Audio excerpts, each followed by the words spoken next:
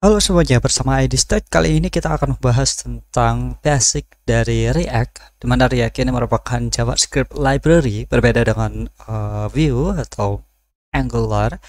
Mungkin keduanya kita sebut sebagai framework, tapi React sendiri mengklaim bahwa React ini bukanlah framework, tapi library yang digunakan untuk user interface. Dan apa saja yang akan kita pelajari sekarang adalah kita akan mencoba untuk menginstal project React. Kemudian kita juga akan mencoba mengenal tentang apa itu komponen, karena di dalam React ini semuanya tentang komponen. Dan dengan sedikit kasus, kita akan mencoba untuk membuat to-do app sederhana saja. Di sini kita mencoba untuk menampilkan data list, di mana data list ini bisa kita tambahkan seperti ini. Oke. Dan pada saat membuat data list ini juga atau tampilan to-do list ini, kita akan menggunakan multiple komponen. Kemudian kita juga akan mempelajari tentang props, bagaimana melakukan data binding antar komponen, dan bagaimana memanfaatkan state untuk mengolah data, baik kita akan menampilkan di dalam list atau reaktif yang kita sebut sebagai two-way binding untuk membaca inputan yang kita isikan di sini, dan pada saat terjadi suatu event maka data tersebut akan kita reset. Oke, untuk memulainya pastikan teman-teman sudah menginstal Node.js. Jika belum memilikinya, teman-teman bisa akses di nodejs.org, karena yang akan kita butuhkan adalah npm-nya, dan kita bisa menggunakan versi 14 atau LTS di sebelah sini. Pastikan teman-teman menggunakan LTS, silahkan unduh dan silahkan install. Dan jika sudah, pastikan pada saat teman-teman buka di dalam terminal atau di dalam command prompt di sini, pada saat kita ketikkan npm v, maka akan muncul versinya. Contohnya di sini kita menggunakan versi 6. Dan untuk membuat project React, mungkin kita bisa cek di dalam dokumentasinya di sini. Di sini terdapat menu docs, kita klik dan kita coba bagian untuk try React mungkin. Kan? Oke. Kemudian di sini teman-teman bisa melihat di sini terdapat create a new React app.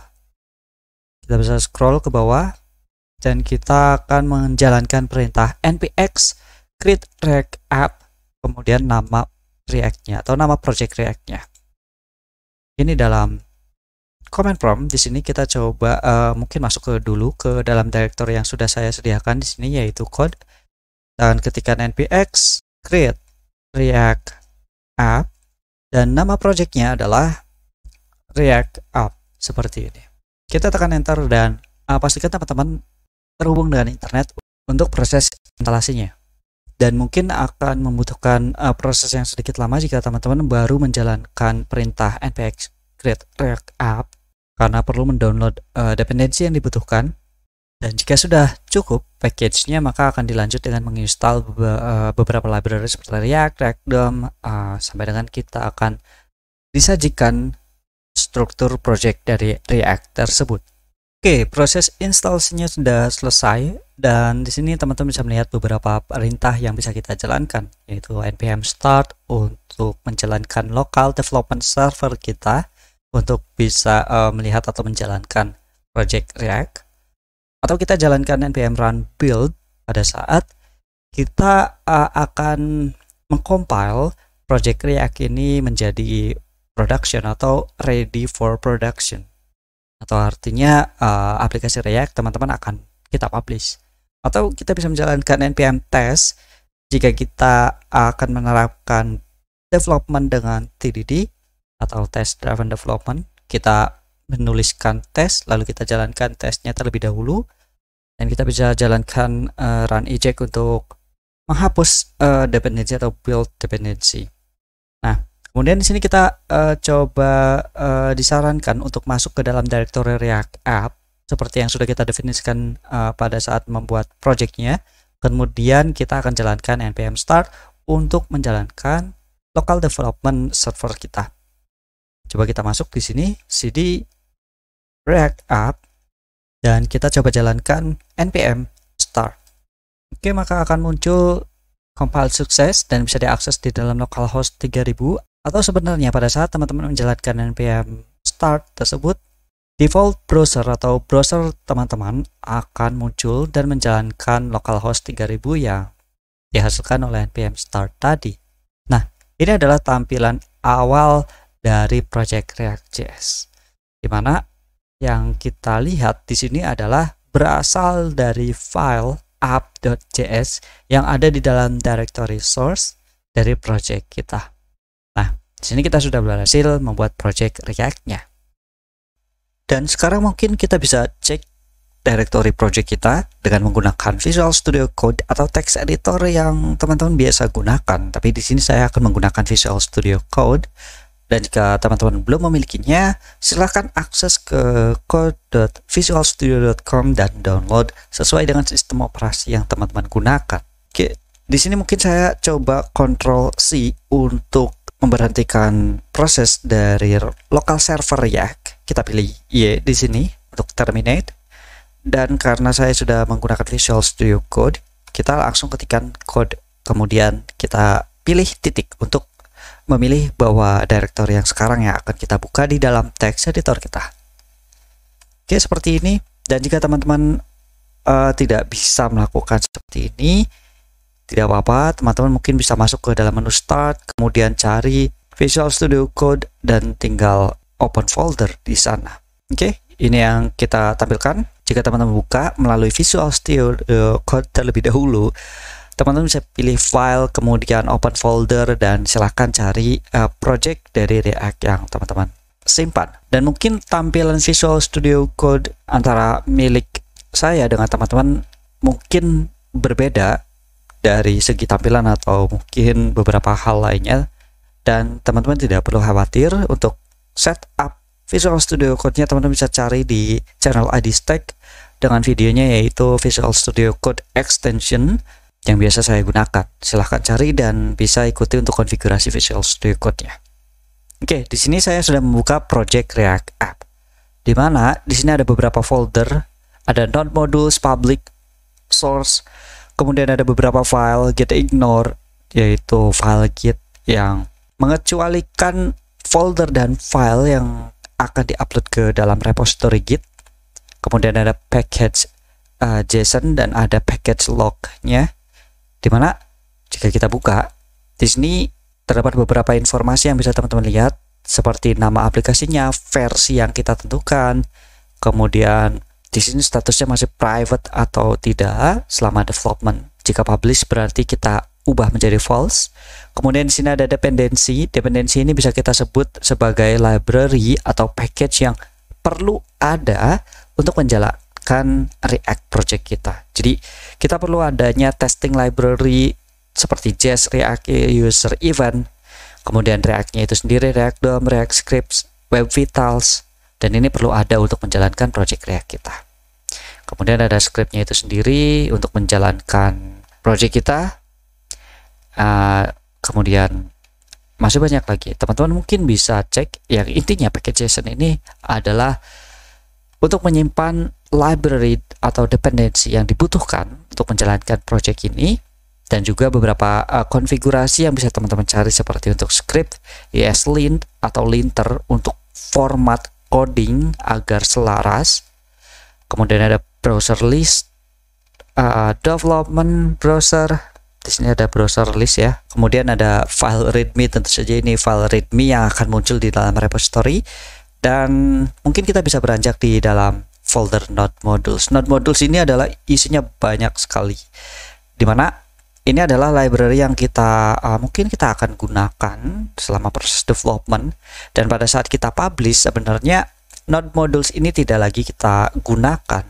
Jadi library ini hanya dibutuhkan pada saat dalam tahap development, dan di dalam Git pun tidak akan masuk.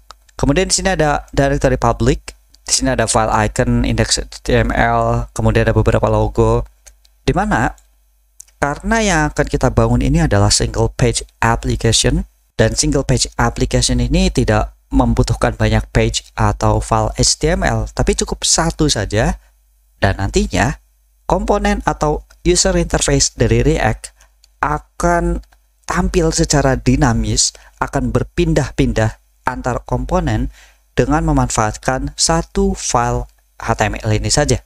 Nah, itu bedanya dengan single page application dan web pada umumnya. Dan di sini sederhana sekali, hanya terdapat beberapa tag dan ada tag utama. Di sini ada body dengan div id root, di mana disinilah nanti elemen atau komponen dari React akan kita munculkan dan berinteraksi. Kemudian fungsinya juga di index.html ini sebenarnya kita bisa menyisipkan assets yang kita butuhkan, meskipun secara teknis nanti React akan mengcompile jika kita masukkan ke dalam file utama nanti yang ada di dalam source.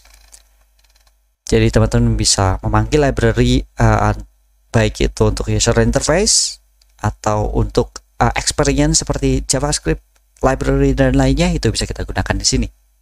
Tapi yang pasti kita tidak banyak melakukan hal di dalam file index.html ini atau di dalam directory public, atau umumnya di sini ada beberapa file yang bisa kita akses melalui browser atau bisa kita akses melalui HTTP method dan sifatnya adalah public, atau kita bisa langsung akses. Dan di sini ada directory source, di mana directory source ini adalah folder yang mungkin kita akan sering bermain-main di dalam sini.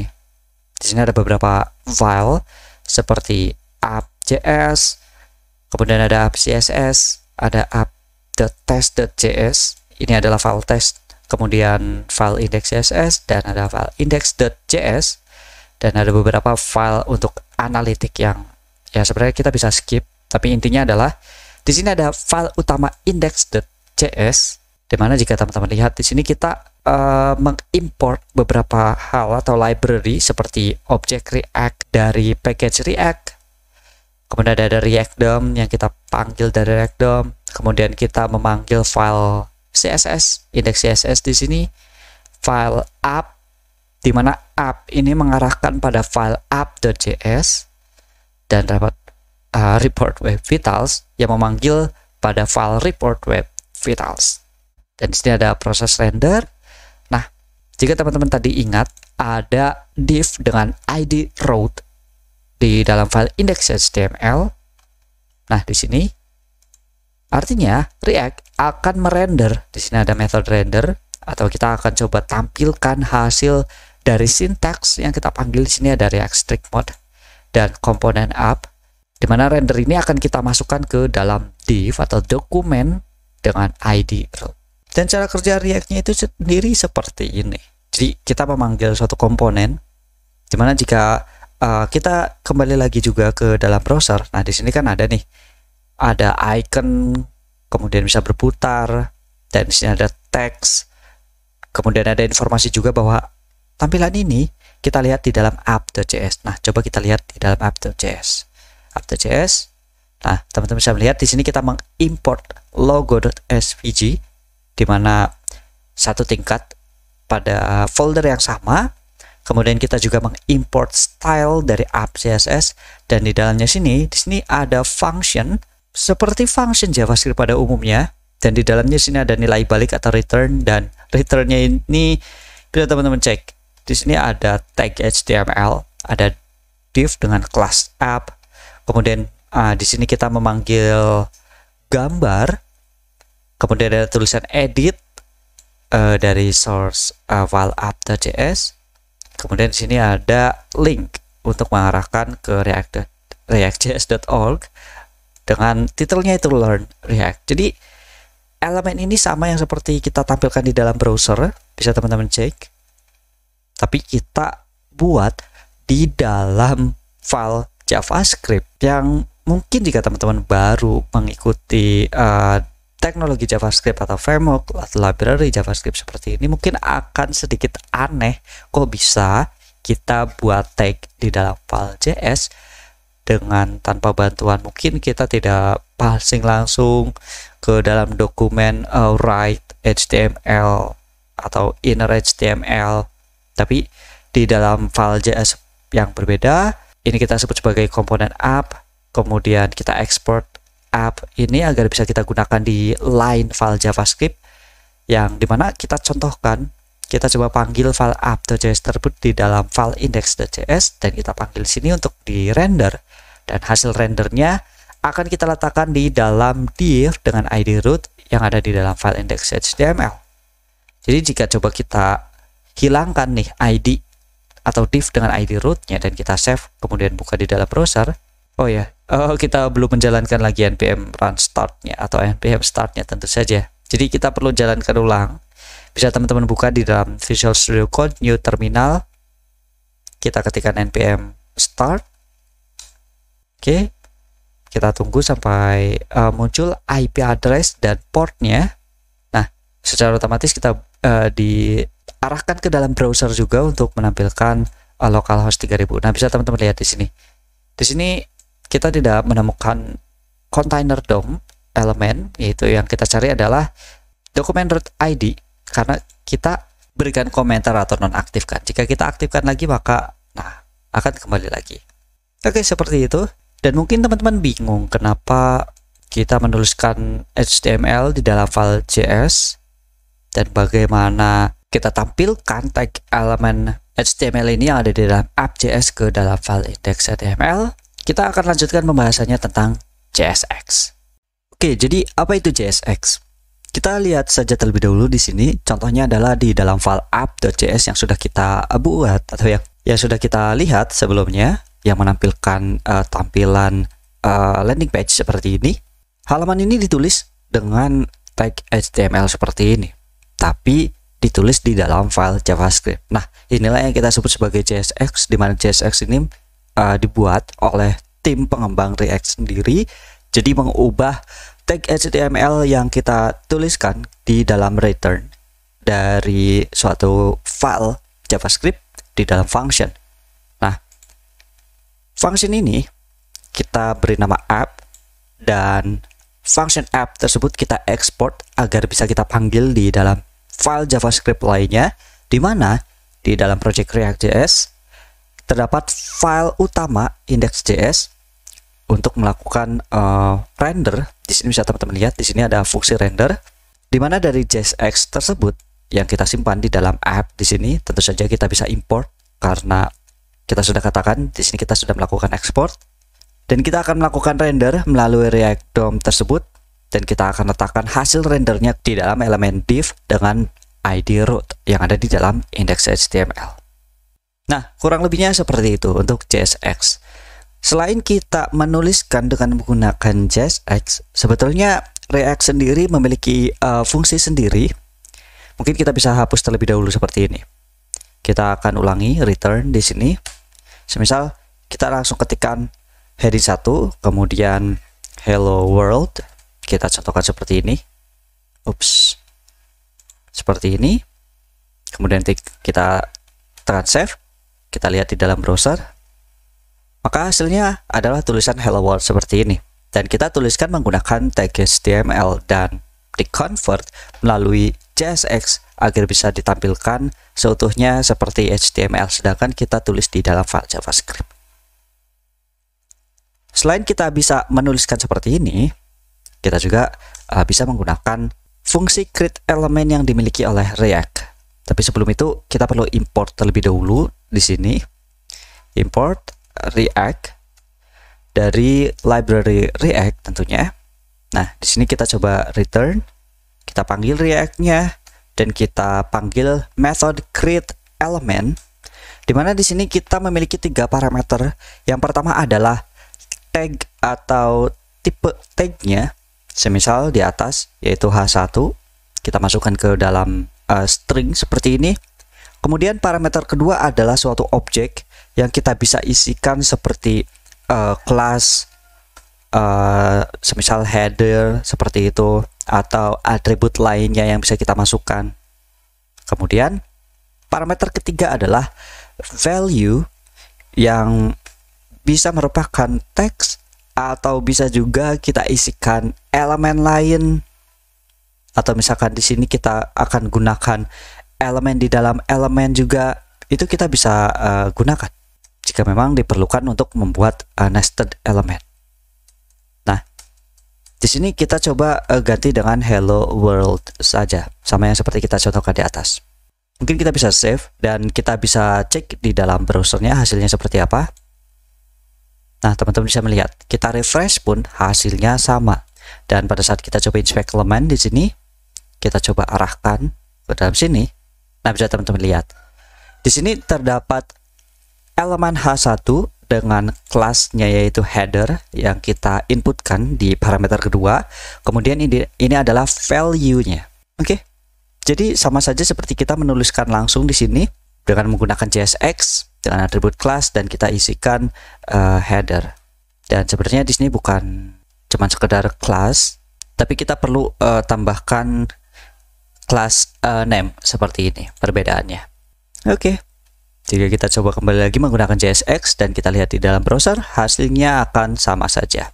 Nah, kira-kira seperti itulah bagaimana JSX berinteraksi. Dan antara apakah kita menggunakan JSX atau menggunakan fungsi React Element, di sini saya mungkin akan menyarankan untuk menggunakan JSX saja, karena akan cukup sulit jika kita akan menggunakan nested element atau kita akan membuat elemen di dalam elemen lagi, maka akan cukup rumit. Dan jika kita ingin menggunakan struktur terpisah seperti ini, mungkin kita bisa sarankan untuk kita apit dengan menggunakan parenthesis atau kurung, tanda kurung seperti ini, untuk menandakan bahwa yang kita tulis di dalam return ini adalah suatu elemen dan memiliki banyak elemen. Semisal di sini juga ada tag paragraf, semisal kita tambahkan seperti ini, itu bisa saja. Dan dimana seharusnya di sini kita perlu menambahkan satu elemen parent. Jadi jika di sini kita akan membuat banyak elemen, mungkin kita bisa buat terlebih dahulu satu elemen parent dengan div atau apapun pembungkusnya. Nah, bisa teman-teman gunakan seperti ini. Oke, kita bisa cek juga di dalam browser. Nah, maka hasilnya seperti ini. Dan setiap kita menuliskan JSX atau membuat suatu elemen di dalam React, kita sebut sebagai komponen. Lalu, apa komponen itu sendiri? Oke, semuanya di dalam React adalah tentang komponen, dan komponen ini adalah bisa dikatakan bagian section pada suatu user interface. Dan dalam satu file JavaScript sebenarnya kita bisa membuat banyak komponen sekaligus, atau kita pisah ke dalam masing-masing file JavaScript. Oke, kita akan contohkan seperti ini. Di sini kita akan coba buat kelas. Kita akan gunakan kelas dengan nama header. Kita extends dengan menggunakan objek React di atas di sini dari library React. Kemudian kita akan panggil komponen seperti ini. Lalu di dalam sini untuk menampilkan interface atau elemen HTML di dalam komponen tersebut, kita akan menggunakan method render seperti ini. Dan di dalam render kita akan tambahkan return. Lalu kita coba buat elemen HTML yang akan kita tampilkan. Semisal di sini saya akan buat elemen root dengan div, dan di bawahnya kita akan tambahkan H2 dan this is komponen isinya. Oke, seperti ini.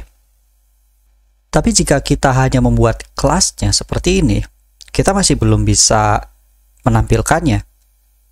Jadi kita mungkin bisa coba masukkan ke dalam function app, di mana function app ini akan kita export default di dalam file index.js. Seperti biasa kita akan panggil di sini, di mana di dalam komponen app ini ternyata elemennya adalah bukan hanya div ini saja, tapi kita coba panggil elemen header di atas dengan menggunakan nama kelasnya.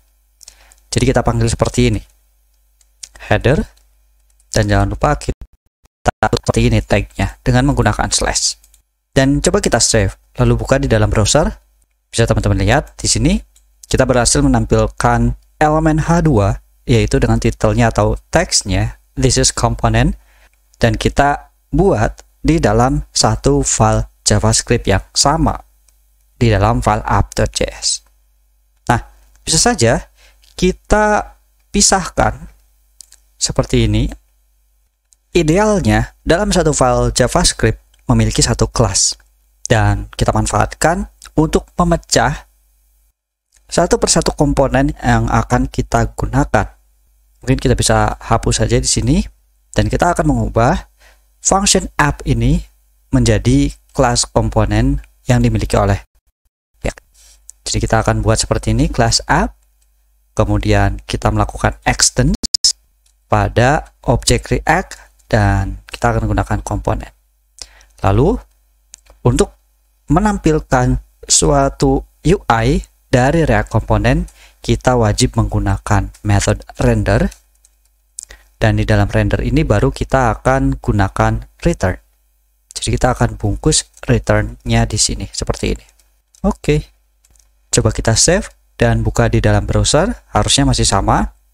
Kita tetap menggunakan export default app agar kelas app ini bisa kita gunakan di dalam file index.js seperti ini. Ups, di sini error. Kita lupa menghapus elemen header-nya di sini karena kita sudah menghapus kelasnya. Oke, kita save dan kembali lagi ke dalam browser, dan bisa teman-teman lihat hasilnya adalah seperti ini. Hello world dan paragraf lorem. Jika tadi sebelumnya kita sudah bilang bahwa idealnya satu file JavaScript memiliki satu komponen atau satu kelas komponen, dan komponen tersebut kita bisa isikan bagian terkecil dari suatu elemen. Semisal di dalam elemen tersebut memiliki child element, maka kita bisa letakkan di file class atau di dalam file JavaScript yang berbeda. Mungkin kita akan praktekkan dengan contoh project to do yang sudah kita tampilkan sebelumnya. Di sini kita akan coba hapus style bawaan dari file app.css. Di sini kita akan coba hapus dan kita akan gantikan dengan, mungkin kita akan berikan margin auto untuk memberikan efek center dari konten yang akan kita tampilkan. Kemudian lebarnya kita akan gunakan 50% saja, dan paddingnya masing-masing sisi akan kita tambahkan 10 pixel. Oke, seperti ini untuk file app.css. Kemudian kita akan ubah isi dari file app.js di sini. Kita akan coba hapus terlebih dahulu, dan yang pertama akan kita lakukan adalah kita akan mengimport file CSS-nya tadi, app.css. Kemudian di sini kita akan buat constant app, kita akan buat dengan function.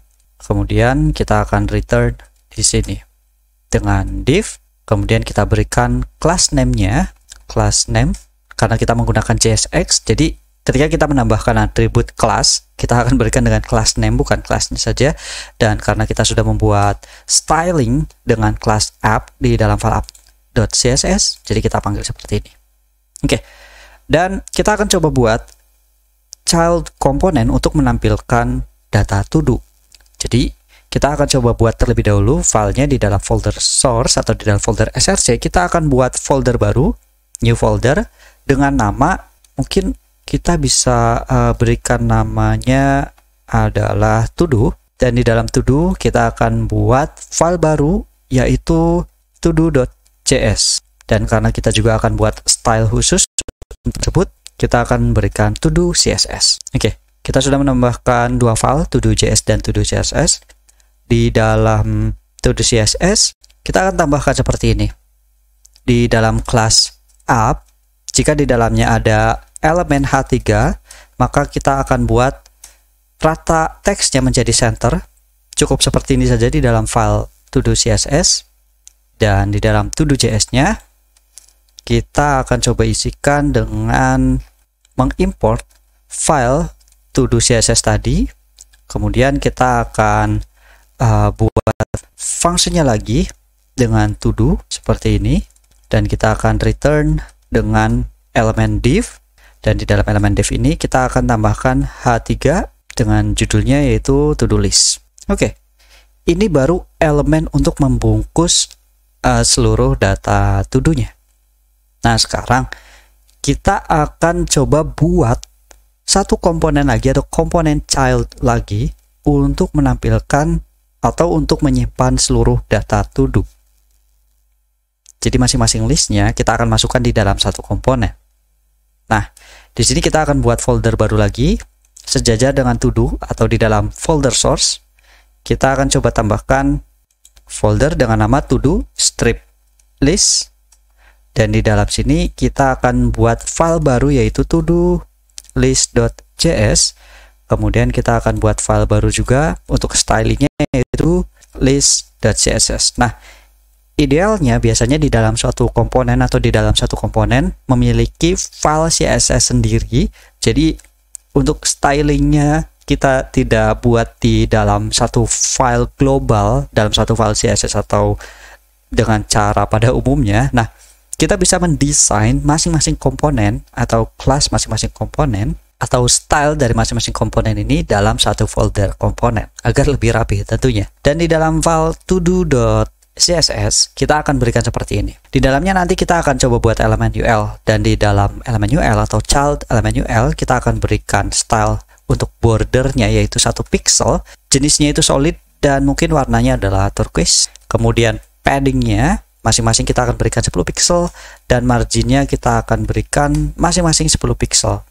Oke, untuk to-do list CSS seperti ini tinggal kita coba import di dalam to-do list JS, import to-do list CSS, dan di bawahnya kita akan coba buat function dengan nama to-do list dan kita akan return nilainya adalah dengan elemen UL, dan di dalamnya kita akan coba berikan data dummy seperti learn React, kemudian ada build tools, oke, dan record.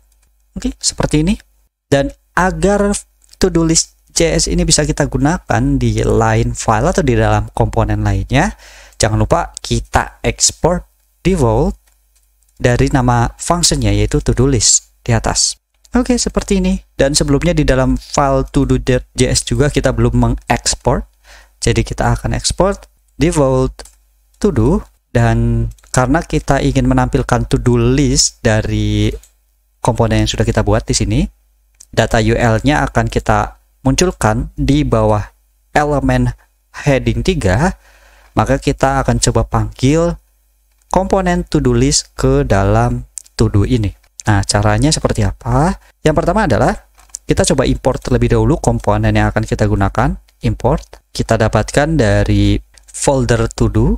Harusnya kita berikan 2 titik untuk bisa keluar, kemudian kita masuk ke dalam folder to-do list dan kita akan panggil file to-do list JS-nya seperti ini.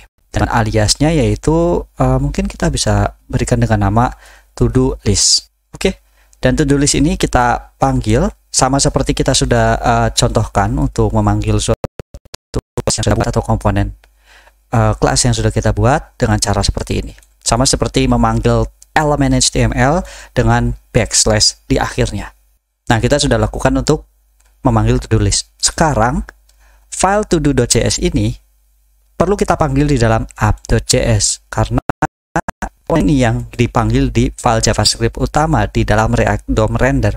Jadi di sini seperti biasa kita akan import dan masuk ke dalam directory todo.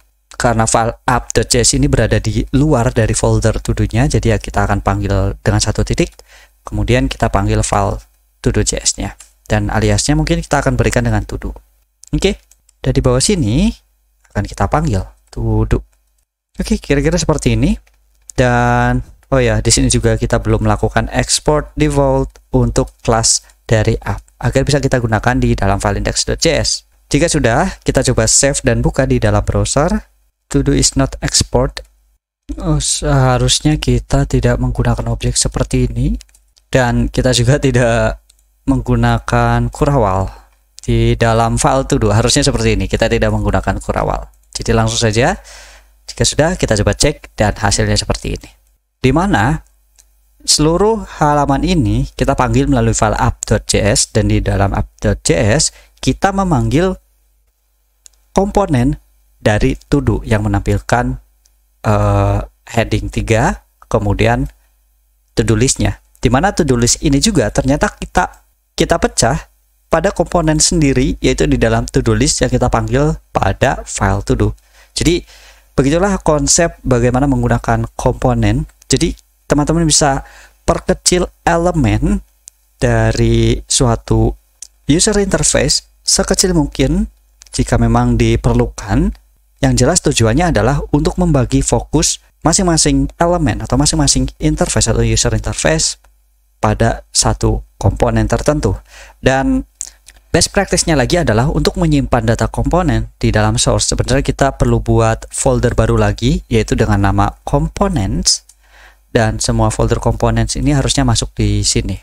Dan jangan lupa teman-teman perlu mengubah import dari to-do list-nya.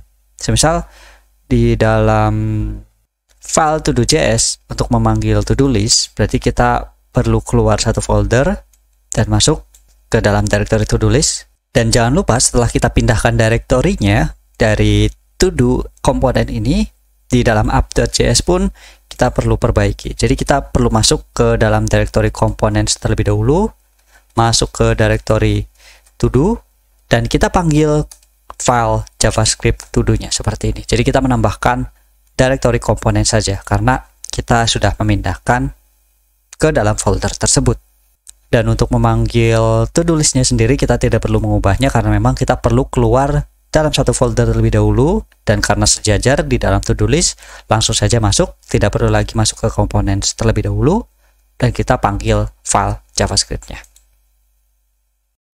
Dan di sini kita masih menggunakan data dummy atau secara hardcode kita tambahkan data list seperti ini, LearnYak, build tools, dan record. Dimana tentunya untuk data ini seharusnya dinamis dan perlu kita panggil pada parent komponen jika memang dibutuhkan, atau fungsinya itu atau setiap fungsinya itu kita ambil dari parent komponennya. Lalu yang jadi pertanyaan adalah bagaimana kita akan mengirimkan suatu data dari komponen induk atau parent komponen ke dalam child komponennya atau di dalam komponen yang dipanggil di dalam satu komponen lagi. Nah, kita akan bahas mengenai props, di mana props ini adalah objek yang digunakan untuk saling mengirim data atau fungsi dari komponen satu ke komponen lainnya. Oke, kita akan langsung contohkan seperti ini. Di dalam file todolist.js, mungkin kita akan hapus terlebih dahulu element listnya seperti ini. Kita akan kosongkan dulu. Kemudian di dalam file todo.js, di sini kita bisa definisikan data sebelum kita munculkan di dalam return. Tentu saja di sini kita bisa gunakan atau bisa menggunakan regular JavaScript atau sintaks JavaScript pada umumnya. Seperti kita membuat variabel konstan, mungkin kita akan berikan dengan data to-dos seperti ini. Kita akan gunakan objek array, dan masing-masing array adalah memiliki objek, atau di masing-masing JSON-nya di sini objeknya memiliki key ID dan value-nya yaitu integer. Kemudian title-nya mungkin kita akan samakan, atau mungkin kita akan berikan seperti ini, it. Kemudian kita akan berikan lagi untuk sleep dengan ID-nya yaitu 2. Tentu saja secara praktik ID ini akan unik atau tidak boleh sama. Kemudian yang ketiga kita akan tambahkan code dengan ID-nya yaitu 3. Oke, kita sudah memiliki data array dengan 3 objek, dan 3 objek ini akan kita manfaatkan ke dalam komponen to-do list. Nah, di sini kita akan manfaatkan props untuk mengirimkan data to-dos ini agar bisa digunakan pada komponen to-do list. Cara untuk membuat props di dalam komponen yang kita panggil, kita akan tambahkan atribut. Jadi kita akan tambahkan seperti atribut, dan nama atributnya ini bebas, bisa mewakili data tertentu dengan penamaan yang sama seperti kita memberikan variabel, tidak boleh ada spasi atau angka di awalnya. Jadi mungkin kita bisa berikan dengan nama yang sama, to-dos, di mana data to-dos ini berisikan objek. Jadi jika kita akan berikan kurung kurawal seperti ini, artinya di dalam sini kita bisa mengetikkan regular expression dari JavaScript atau sintaks JavaScript pada umumnya. Jadi kita bisa gunakan di dalamnya jika memang diperlukan, tapi karena memang jarang terjadi, fungsi props ini akan kita gunakan untuk menyimpan data to-dos. Jadi kita akan panggil to-dos di sini. Atau agar tidak bingung, mungkin di sini kita akan berikan data to-dos untuk props-nya, dan dimana nilai dari data to-dos ini adalah variable to-dos yang kita sudah buat di atas. Oke, kita sudah membuat atau mengirimkan datanya ke dalam child komponen atau turunan komponen. Di dalam to-do list JS-nya, kita akan tambahkan argumen props di sini. Dan coba kita cek di dalam sini, mungkin kita akan gunakan console log dengan memanggil props seperti ini. Kita coba save dan buka di dalam browser, lalu cek di dalam console lognya. Oke, tentu saja di dalam to-do ini akan hilang, dan di dalam console teman-teman bisa melihat di sini ada objek, dan objeknya itu ada key, yaitu data to-dos, di mana data to-dos ini seperti yang kita definisikan pada atribut komponen yang kita tambahkan di dalam to-do. Di sini data to-dos seperti yang kita definisikan, dan isinya adalah sesuai dengan objek yang kita berikan pada variable to-dos. Jadi kita memiliki 3 data array dengan berupa objek. Oke, jadi untuk mendapatkan atau memanggil data yang ada di dalam sini, atau kita sebut sebagai props, kita perlu tambahkan argumen props pada fungsi dalam suatu komponen, dan kita akan panggil dengan nama props seperti ini. Dan karena kita memiliki objek data to-dos, tentu saja kita bisa panggil seperti ini. Kita bisa cek lagi di dalam browser, dan teman-teman bisa melihat di sini hasil console lognya adalah objek yang kita panggil. Dimana sebelumnya jika kita memanggil to-dos propsnya saja maksudnya, maka akan muncul objek, salah satunya adalah to-dos, dan to-dos ini memiliki 3 array. Dan pada saat kita panggil props titik data to-dos, maka akan menampilkan value dari objek to-dos tersebut. Nah, yang artinya kita sudah berhasil mendapatkan data to-dos dari parent komponen. Sekarang kita coba tampilkan data dari parent komponen tersebut ke dalam elemen list yang sebelumnya kita sudah buat. Jadi kita perlu melakukan perulangan di suatu komponen yang kita panggil, yaitu to-do list. Caranya adalah kita coba masuk ke dalam file todo.list di sini, dan di sini teman-teman bisa panggil data array-nya menggunakan for each seperti ini, di mana data array-nya yaitu dari data props dan data to-dos seperti ini. Lalu kita akan coba munculkan di dalamnya. Nah, karena kita tidak bisa menggunakannya langsung di dalam JSX, atau kita perlu tambahkan kurawal seperti ini dulu agar bisa menuliskan regular expression dari JavaScript. Oke, kita bisa isikan di sini. Nah, tapi kali ini kita tidak akan menggunakan for each seperti ini, tapi kita akan menggunakan map, di mana map adalah fungsi untuk mengubah satu persatu key atau struktur data dari array dengan yang kita inginkan. Jadi semisal kita tadi memiliki 3 data array yang merupakan objek. Nah, dengan fungsi map ini kita akan mengubah data objek tersebut dengan elemen list yang seharusnya kita gunakan. Jadi kita akan contohkan seperti ini. Kita akan gunakan props, kemudian data to-dos karena kita memilikinya. Kemudian di sini kita akan menggunakan fungsi map, dan di dalam fungsi map ini kita akan gunakan arrow function, dimana kita perlu definisikan terlebih dahulu satu persatu key-nya atau satu persatu indeks datanya dari suatu array untuk kita ubah formatnya.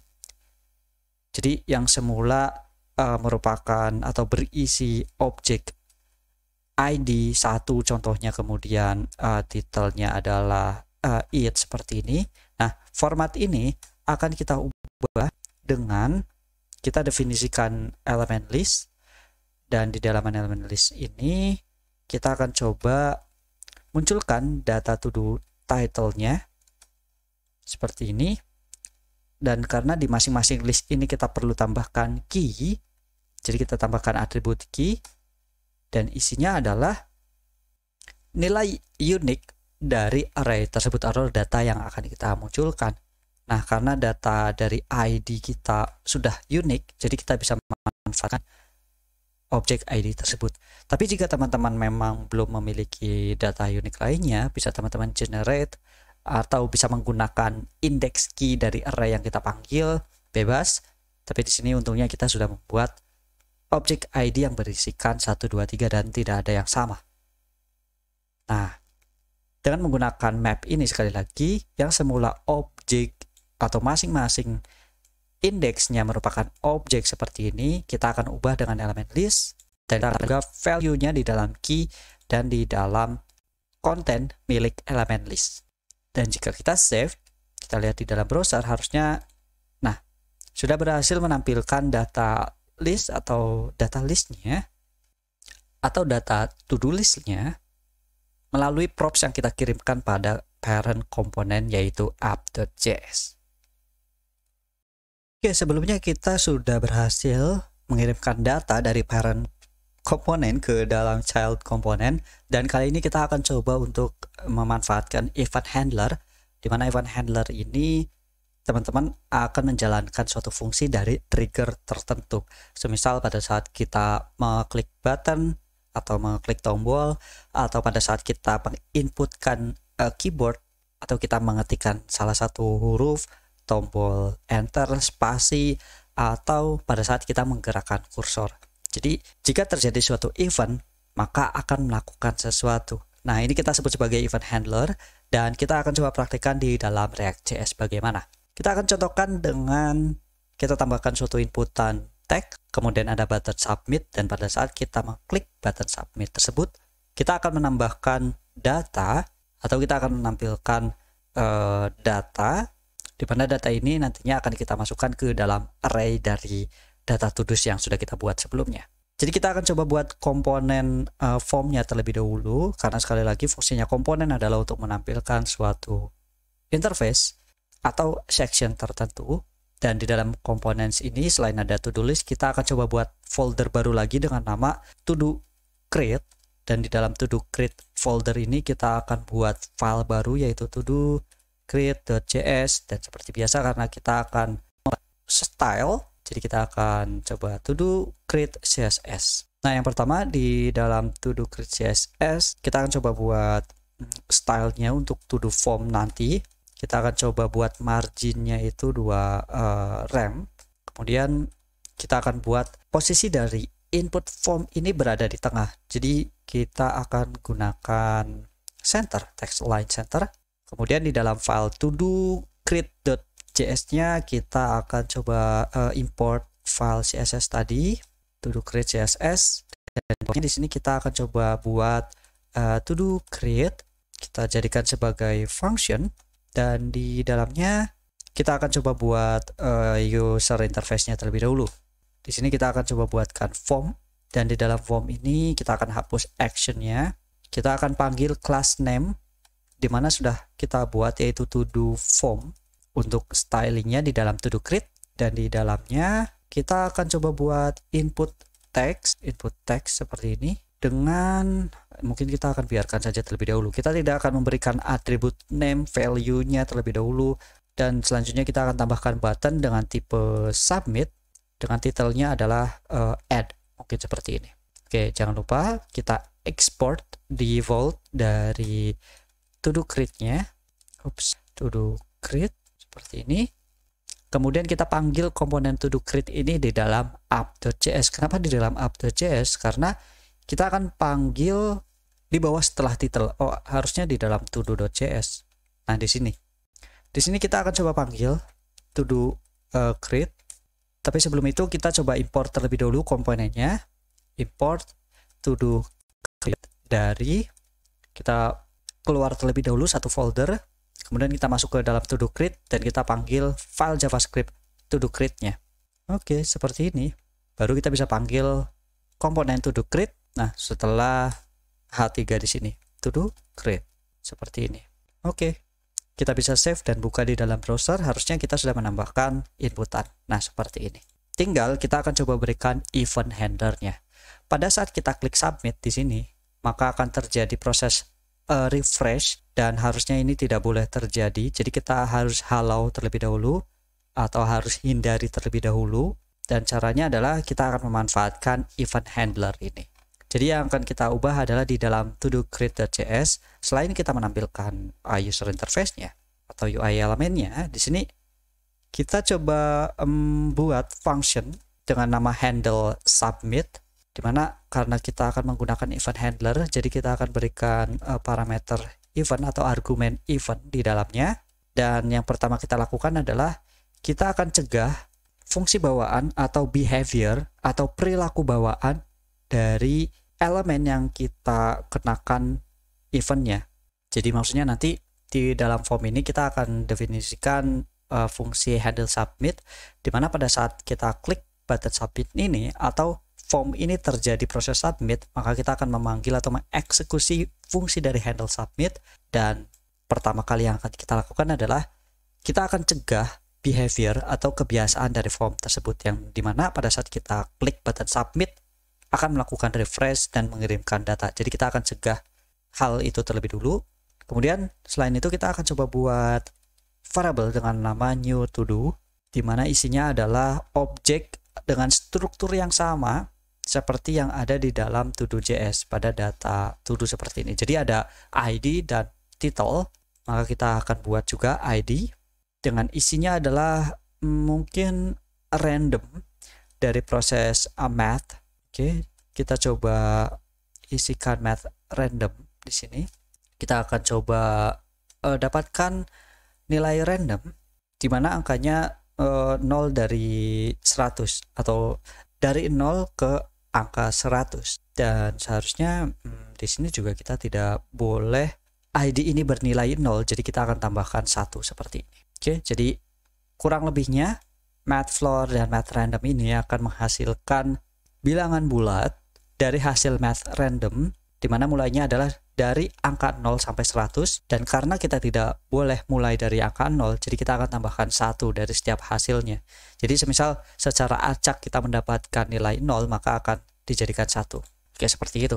Kemudian kita akan berikan title, di mana titelnya kita akan berikan default dengan learn React seperti ini. Dan kita coba jalankan console log terlebih dahulu untuk melihat hasil dari new to do yang sudah kita buat.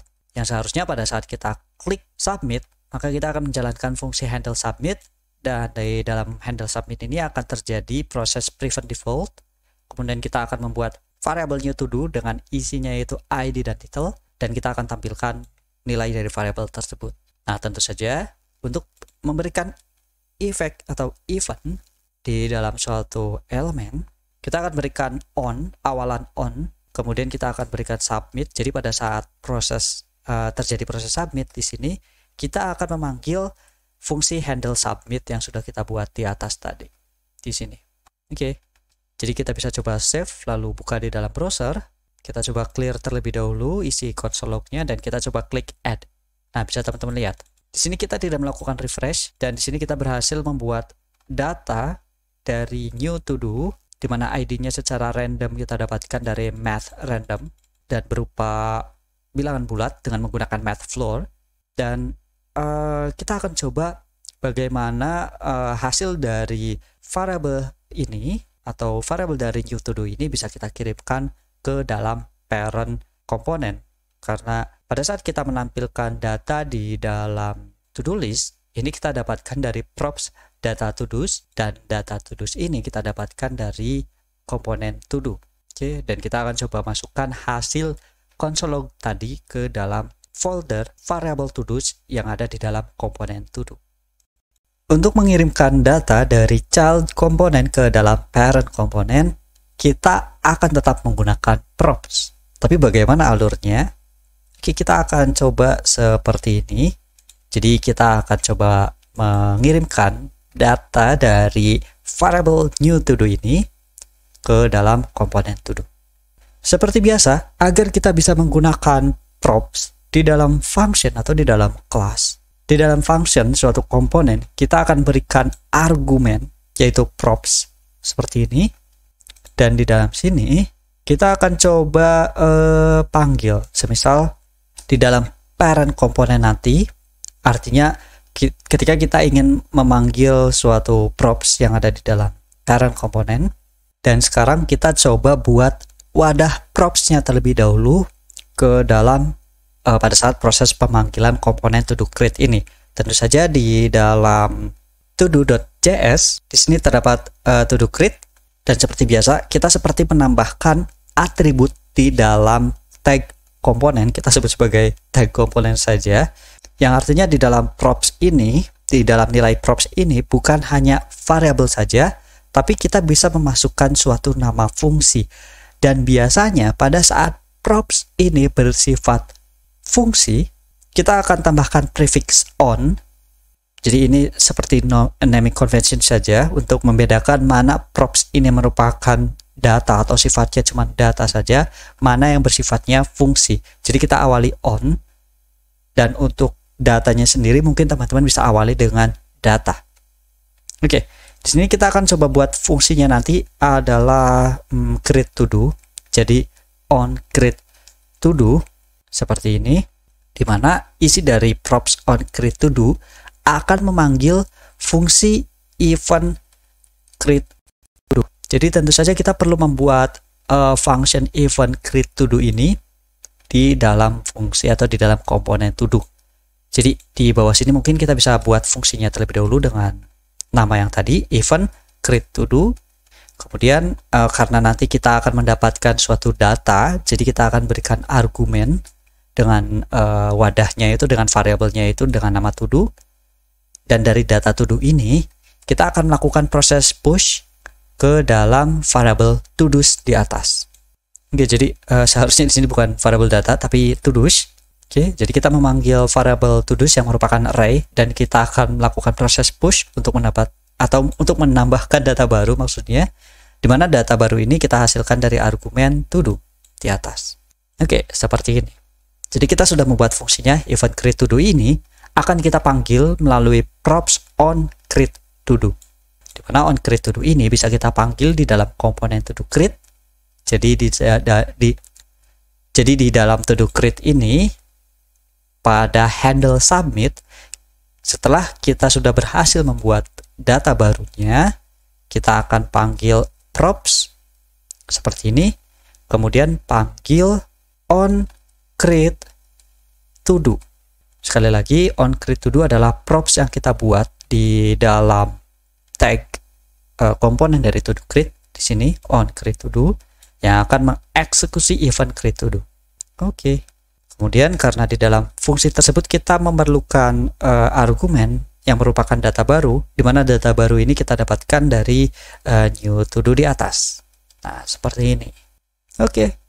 Dan mungkin kita bisa cek console log juga di dalam proses pemanggilan sini untuk memastikan bahwa data di dalam variabel to do's di atas sudah bertambah. Oke, kita bisa buka di dalam browser, kita coba refresh atau tidak usah, kita clear console lognya saja, kemudian kita klik add di sini. Nah, bisa teman-teman lihat di sini kita berhasil melihat terdapat 4 data dari variabel to do's, dan pada saat kita klik lagi bertambah menjadi 5. Kemudian jika kita klik lagi maka akan bertambah menjadi 6, dan console log selanjutnya ini kita dapatkan dari console log di dalam to do create di sini. Jadi tidak berpengaruh. Oke. Kita bisa coba cek lagi di sini. Oke, 7, 8, 9, 10, dan jika teman-teman perhatikan di sini tidak secara otomatis menampilkan data dari objek yang baru kita tambahkan. Kenapa? Karena memang di dalam variabel to do's yang kita buat di dalam komponen to do di sini merupakan variabel biasa saja, bukan bersifat reaktif atau pada saat memiliki data baru, maka di dalam komponen sini juga atau di dalam props ini juga akan memanggil data yang baru juga. Jadi di dalam webnya atau di dalam hasil rendernya ini akan tetap menggunakan data lama atau static datanya dari variabel to do's yang sebelumnya kita panggil. Nah, bagaimana kita akan menampilkan data ini secara reaktif? Kita akan memanfaatkan state.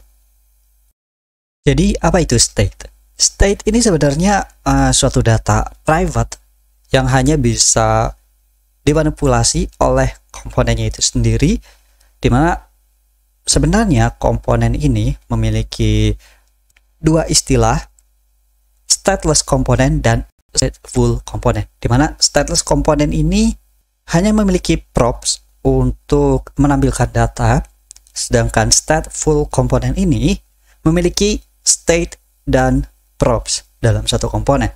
Dan state ini bisa dikatakan suatu data yang hidup, di mana maksudnya hidup di sini adalah pada saat kita menambahkan data baru di dalam state, kemudian kita memanggil data state tersebut, maka secara otomatis komponen akan melakukan render ulang setiap ada data baru yang masuk di dalam state tersebut.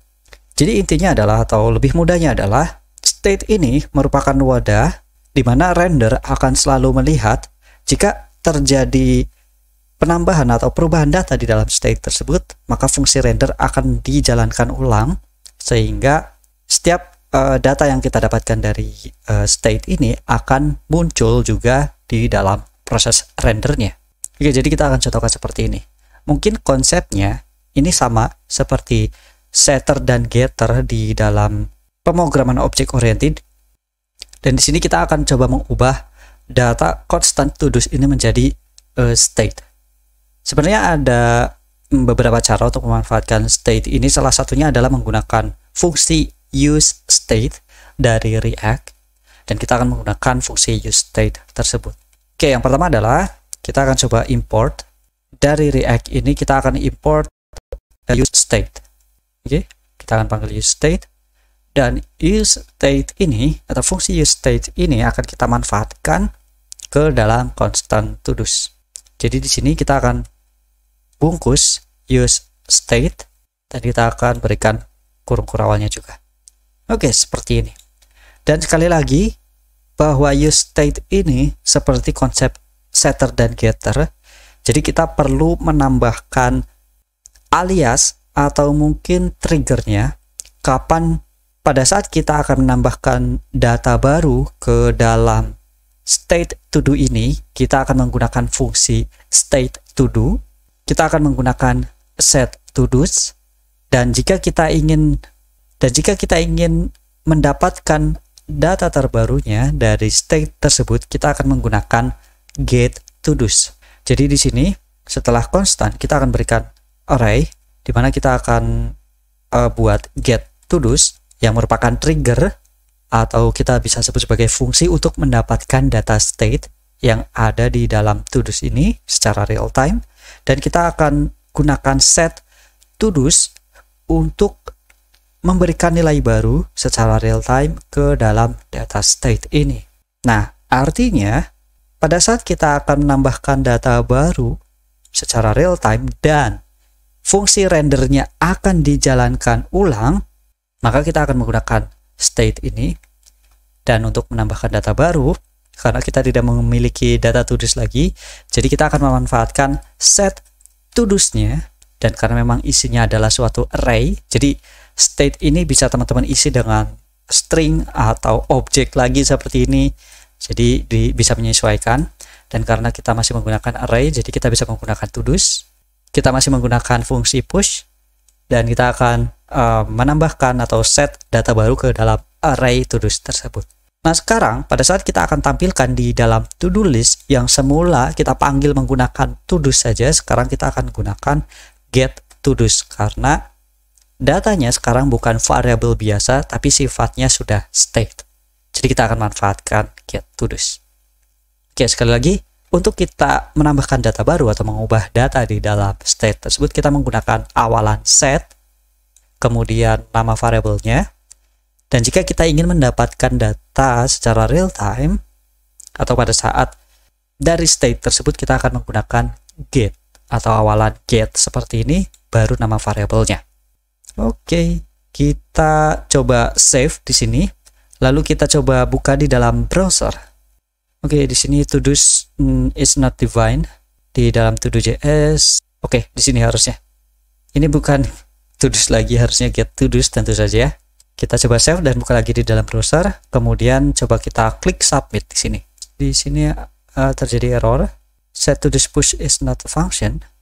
Ya, seharusnya di sini kita tidak menerapkannya sebagai array. Jadi informasi sebelumnya itu salah, bukan seperti ini. Tapi kita akan gunakan concate dari proses kita dapatkan dulu datanya, baru kita akan sambungkan data baru dengan menggunakan concatenation atau fungsi concat, dan kita akan masukkan data barunya ini melalui argumen to do. Jadi di sini kita tidak lagi menggunakan push karena kita sudah menggunakan state. Jadi untuk merubah datanya kita tidak menggunakan proses array lagi. Jadi informasi sebelumnya salah, teman-teman bisa perbaiki. Di sini kita akan gunakan set to do's, dan sebagai fungsi di sini kita panggil terlebih dahulu get to do's-nya, kemudian kita akan gunakan concatenation, concat method, dan di sini baru kita tambahkan data barunya yaitu to do. Oke, seharusnya seperti ini. Kita coba refresh mungkin di dalam browsernya untuk menjalankan script yang sudah kita ubah, dan coba kita tambahkan atau klik button add. Nah, bisa teman-teman lihat di sini. Oke, pada saat setiap kita mengklik button add dan state-nya ini sudah berhasil kita tambahkan datanya, maka di dalam komponen pun akan menampilkannya secara real time, karena memang pada saat kita memanggil get to do's atau memanggil data di dalam suatu state, maka fungsi render akan kita jalankan ulang. Oke, jadi fungsi render yang ada di dalam app.js ini, di dalam app.js, di dalam index.js maksudnya, di dalam sini, di dalam fungsi render akan dijalankan ulang pada saat kita menggunakan state, dan state ini kita panggil baik untuk menambahkan data baru atau mendapatkan data barunya. Yang artinya jika kita menggunakan komponen dengan menggunakan based on class, di mana di dalamnya tentu saja akan melakukan render, maka fungsi render yang ada di dalam komponen kelas tersebut yang akan berubah. Dan sedangkan di sini kita menggunakan komponen berbasis function, dan rendernya ini hanya kita panggil di dalam index.js, maka seluruh dari komponen app.js ini akan kita jalankan ulang atau akan kita render ulang.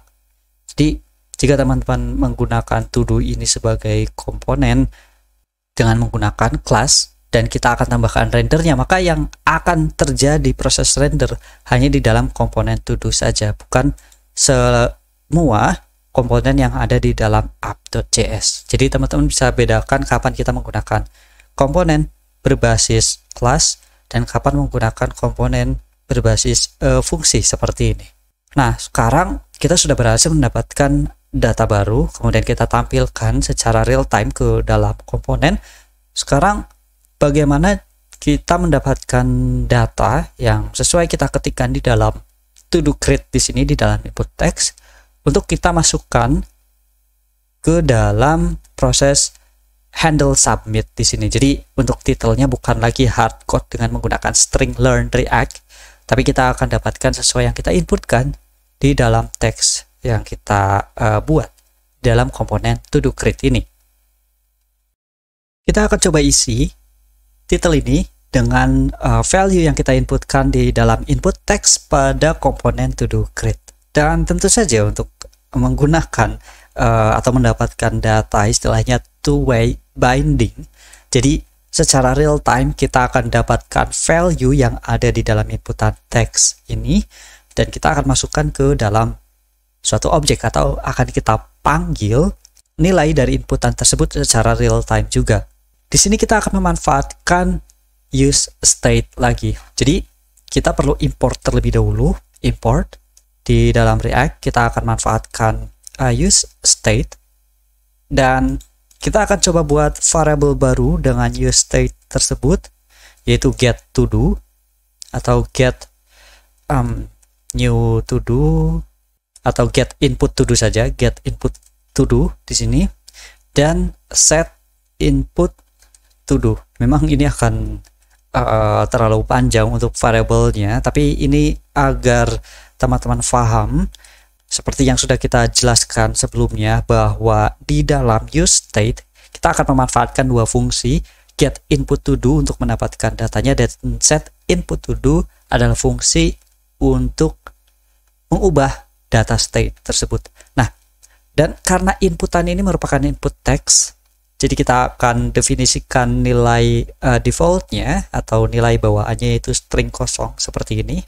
Dan untuk memasukkan data di dalam state ini, kita akan buat event handler lagi. Selain kita akan menghandle submit, kita juga akan menghandle event yang terjadi di dalam inputan teks. Jadi jika kita mengalami event atau terdapat perubahan value di dalam inputan teks ini, maka kita akan menjalankan suatu event handler atau fungsi.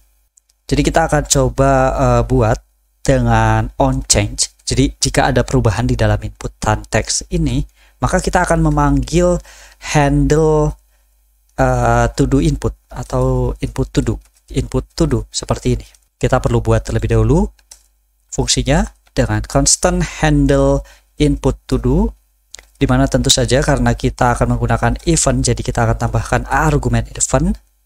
Dan di dalam sini kita akan coba set input to do. Jadi kita akan memanggil fungsi set input to do, dan karena state ini adalah nilai kosong sebelumnya, bukan menambahkan data baru. Jika kita menambahkan data baru di dalam to do, tentu saja kita perlu memanggil terlebih dahulu get to do's, kemudian kita concat atau kita gabungkan data lama dengan data baru dengan menggunakan concat. Dan karena di sini kita akan menambahkan data baru saja, jadi kita tidak perlu memanggil get input to do terlebih dahulu, baru kita masukkan nilai barunya atau nilai inputannya. Jadi langsung saja kita akan panggil melalui event, dan kita akan coba gunakan objek target, di mana target event ini tentu saja yang dimiliki oleh input, dan dari inputan ini kita akan coba dapatkan value-nya. Jadi kita akan coba mendapatkan value dari inputan di sini, dan value tersebut akan kita masukkan pada state input to do di atas di sini. Oke, kita bisa coba praktekkan terlebih dahulu dengan menggunakan console log untuk memastikan bahwa data di dalam get input to do ini sudah berubah secara real time. Kita masuk ke dalam browser dan coba kita clear terlebih dahulu console log-nya, dan kita inputkan apa saja di sini. Nah, di dalam console log bisa teman-teman lihat, setiap ada perubahan data, maka value dari inputan tersebut akan kita tampilkan di dalam console log, dan nilai inilah yang akan kita masukkan di dalam new to do yang ada di dalam to do create. Jadi datanya sudah kita dapatkan, tinggal kita ubah nilai dari title ini menjadi get input to do. Oke, seharusnya ini berhasil. Kita coba save dan coba kita refresh. Sekarang kita inputkan apa saja di sini, semisal live coding. Kita coba add. Nah, kita sudah berhasil menambahkan data baru di dalam objek to-dos yang ada di dalam to-do, atau ya di dalam data list array yang sudah kita buat sebelumnya. Tapi yang jadi masalahnya adalah seharusnya pada saat kita menginputkan data baru, di dalam inputan ini harusnya kosong lagi. Tapi di sini ternyata masih tetap ada, dan kita perlu memberikan mungkin event lagi atau suatu fungsi pada saat kita menjalankan handle submit ini, maka akan terjadi proses untuk menghapus kembali data state input to do-nya. Jadi di dalam handle submit, setelah kita masukkan ke dalam props on create to do, di sini kita akan panggil lagi set input to do, dan kita akan tambahkan nilainya yaitu string kosong seperti ini. Dan di dalam inputan juga di sini kita akan coba tambahkan atribut value. Kita akan isikan dengan get input to do. Jadi value-nya yang ada di dalam inputan ini akan selalu mengikuti yang kita isikan di dalam state to do tersebut. Jadi jika kita coba seperti ini, kita coba cek live coding lagi, kemudian kita add, Nah, bisa teman-teman lihat. Maka di dalam inputan ini akan kembali kosong.